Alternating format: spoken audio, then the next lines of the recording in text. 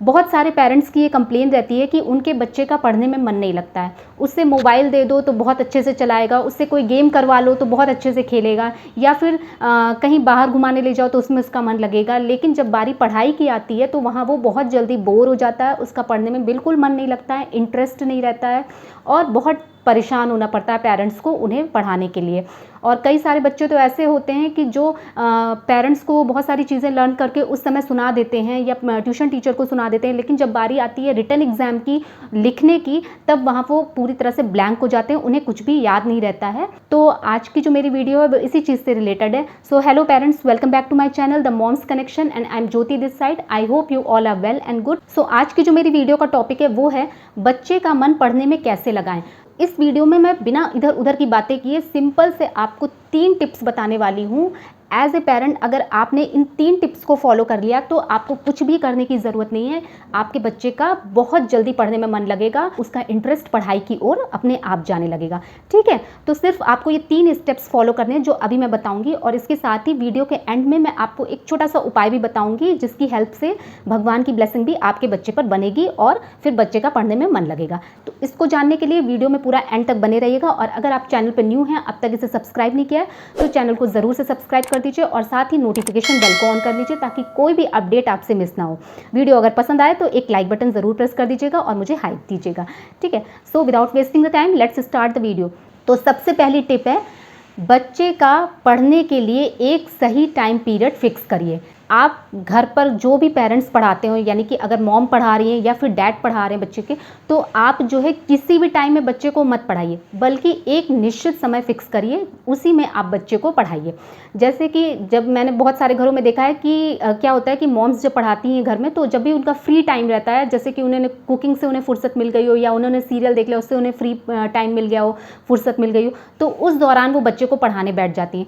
तो आपका तो फ्री टाइम होगा, बट हो सकता है बच्चे के लिए वो उसका फ्री टाइम ना हो, उस समय उसका माइंड अनस्टेबल हो, उस समय वो सोच रहा हो कि मुझे पार्क में जाना है, या उस समय उसका मन सोच रहा हो कि मुझे अपने फ्रेंड के घर जाकर होमवर्क करना है। तो ऐसा कुछ उसके माइंड में चल रहा हो, तो उसका माइंड उस समय हो सकता है अनस्टेबल हो। तो जब आप अपने फ्री टाइम के अकॉर्डिंग बच्चे को पढ़ाने बैठ जाएंगे और बच्चे का दिमाग स्थिर नहीं रहेगा, तो बच्चे का, जाहिर सी बात है, बच्चे का पढ़ने में मन नहीं लगेगा।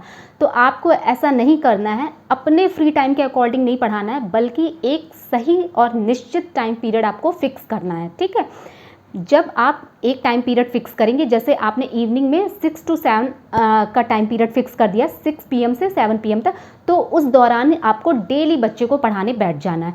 आप कितना भी काम में बिजी हैं, आपको टाइम निकालना है और उस समय बच्चे को भी जो है टाइम निकलवाना है और बच्चे को उस समय पढ़ाना है। घर का कोई भी कोना हो जहाँ पर शांति हो, शोर शराबा बिल्कुल नहीं होता हो, लोगों की आवाजाही ना हो, या फिर कोई जो है ऐसा व्यू ना दिखता हो कि बाहर गाड़ियाँ जा रही हैं, ये शोर हो रहा है, इस तरह का व्यू ना हो, वहाँ पर आप बच्चे को लेकर बैठ जाइए और उसे पढ़ाइए। जब भी आप बच्चे को पढ़ाने बैठ रही हैं उस निश्चित समय में, तो आपको सारे गैजेट्स हटा देने हैं, फ़ोन, टीवी, सब कुछ हटा देना है, कुछ भी नहीं चालू रखना है, कुछ भी नहीं देखना है।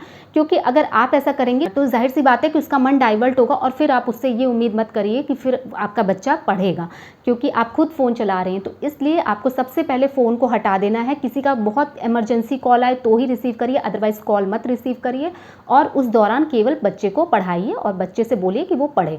ठीक है, आपके और बच्चे के बीच के दौरान जो है कोई भी गैजेट्स जो है वो नहीं होने चाहिए। ठीक है, तो जब आप ऐसा करेंगे तो बच्चे का माइंड भी कॉन्सेंट्रेट होगा, एकाग्र होगा। ठीक है, और आप चाहें तो सारी जो है चारों तरफ की लाइट्स को ऑफ करके एक प्रॉपर लैंप ले लीजिए, उस लैंप की रोशनी में बच्चे को पढ़ाइए। तो बच्चे का जो पूरा कॉन्सेंट्रेशन है, जो उसकी आइज़ हैं, जो ब्रेन है, पूरा कॉन्सेंट्रेशन उसका जो है जाएगा सिर्फ बुक पर। ठीक है, इधर उधर की चीज़ों में उसका मन नहीं लगेगा, इधर उधर की चीज़ों को वो नहीं देखेगा। ठीक है, तो आपको ऐसे ही करना है, एक निश्चित टाइम पीरियड फिक्स करके बच्चे को डेली पढ़ाइए। किसी भी टाइम पीरियड में नहीं पढ़ाना है, एक निश्चित समय फिक्स करके बच्चे को पढ़ाना और सबसे शांति वाली जगह में पढ़ाना है। प्लस आपको उस दौरान कोई भी गैजेट्स का यूज़ नहीं करना है खुद भी।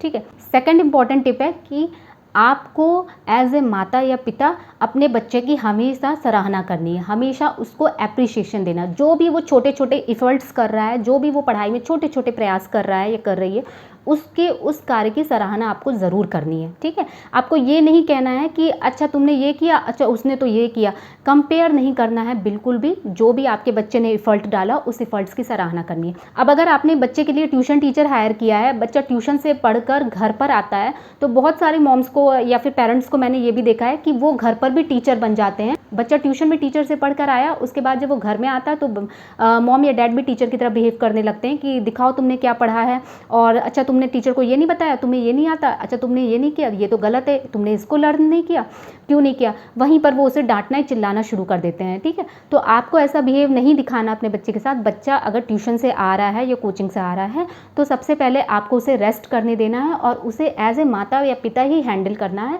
क्योंकि बच्चे को घर पर आने के बाद अपने पेरेंट्स चाहिए रहते हैं, ना कि कोई ट्यूशन टीचर।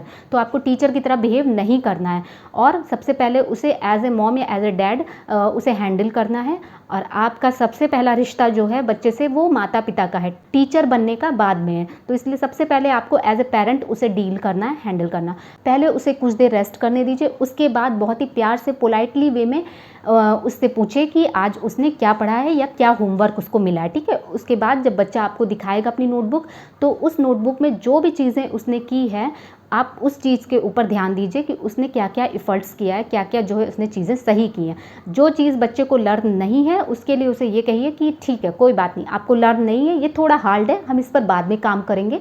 पहले जो चीज़ आपको लर्न है हम उस पर फोकस करते हैं, उसमें अपना 100% देने की कोशिश करते हैं, ठीक है। तो इस तरह से बच्चे को मोटिवेट करिए, उसे अप्रिशिएट करिए, ठीक है। और जब बच्चा ईजी चीज़ों में अपना 100% एफर्ट दे देगा, फिर आप उसे हार्ड चीज़ की तरफ फोकस करवाइए या हार्ड चीज़ की तरफ लर्न करवाइए, ठीक है। तो ऐसे ही आपको करना है। और एक चीज़ कि आपको बच्चे को डरा कर बिल्कुल भी नहीं पढ़ाना है, बिल्कुल भी उसके अंदर डर बनाने की कोशिश नहीं करनी, क्योंकि डर से बच्चों को नहीं पढ़ाया जा सकता है। डर से सिर्फ बच्चे रट सकते हैं, पढ़ नहीं सकते हैं, समझ नहीं सकते हैं, ठीक है। और उन्हें डिसिप्लिन में रहकर आप पढ़ाने की कोशिश करिए, ना कि डर से। तो आपको जो है अप्रिसिएशन ज़रूर करना है अपने बच्चे का, सराहना करनी है। जब बच्चे को माता पिता से सराहना मिलेगी तो बच्चे के मन में खुद ये आएगा कि मेरे मम्मी या पापा जो है मेरे छोटे छोटे जो है चीज़ों में भी मेरी सराहना करते हैं, मुझे गुड कहते हैं, शाबाशी देते हैं, तो अब मैं उन्हें हार्ड चीज़ भी लर्न करके दिखाऊंगा ही दिखाऊंगी। तो वो हार्ड चीज़ को भी लर्न करने की कोशिश करेंगे, हार्ड चीज़ को भी जो है करने की कोशिश करेंगे, ठीक है। तो आपको अप्रिसिएशन ज़रूर देना अपने बच्चे को। थर्ड इम्पॉर्टेंट टिप है कि कभी कभी क्या होता है कि बच्चे जो है वो ट्यूशन टीचर के डर से, स्कूल टीचर के डर से या फिर घर पर पेरेंट्स के डर से जो है कोई चीज़ उस समय एट द टाइम लर्न कर लेते हैं, याद कर लेते हैं किसी भी तरह रट कर, और बाद में जब रिटन एग्जाम की बारी आती है तो वो सब कुछ भूल जाते हैं, ब्लैंक हो जाते हैं, उन्हें कुछ भी याद ही नहीं रहता, क्योंकि उन्होंने वो चीज़ रट कर याद करी थी।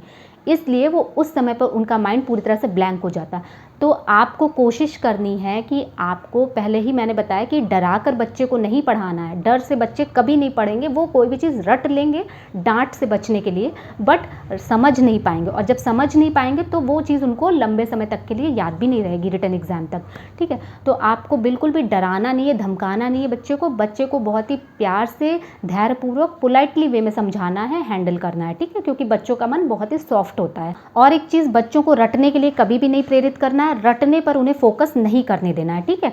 तो आप कोशिश करिए कि जब भी बच्चों को पढ़ाने बैठाइए उन्हें चीज़ों को समझाकर पढ़ाइए, हो सके तो उन्हें प्रैक्टिकल एग्जाम्पल्स देकर चीज़ों को समझाइए, डेली लाइफ के एग्जाम्पल्स दीजिए, जो डेली लाइफ में चीज़ें रन हो रही हैं उसके एग्जाम्पल्स के थ्रू उन्हें चीज़ों को समझाइए, लर्न करवाइए। इससे बच्चे बहुत जल्दी लर्न भी कर लेंगे, प्लस उन्हें वो चीज़ लॉन्ग टाइम तक के लिए याद रहेगी और रिटन एग्जाम में वो आराम से लिख लेंगे, क्योंकि उन्होंने वो चीज़ समझ कर याद करी थी, ना कि रटी थी।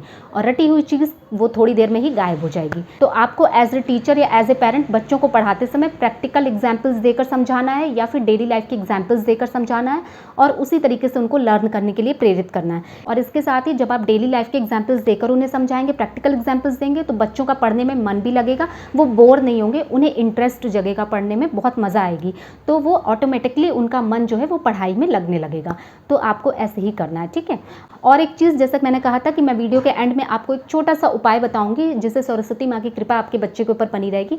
तो आपको सिर्फ ये करना है कि आपके घर में जहाँ पर भी नॉर्थ ईस्ट डायरेक्शन हो, यानी कि उत्तर पूर्व दिशा हो, उस दिशा में आपको बच्चे को पढ़ाना है। और इसके साथ ही अगर आपके घर में कोई सरस्वती माँ की फ़ोटो है तो उस फोटो को भी वहीं पर लगा देना है। तो इससे सरस्वती माँ की कृपा आपके बच्चे के ऊपर बनेगी और आपके बच्चे का पढ़ने में मन लगेगा, ठीक है।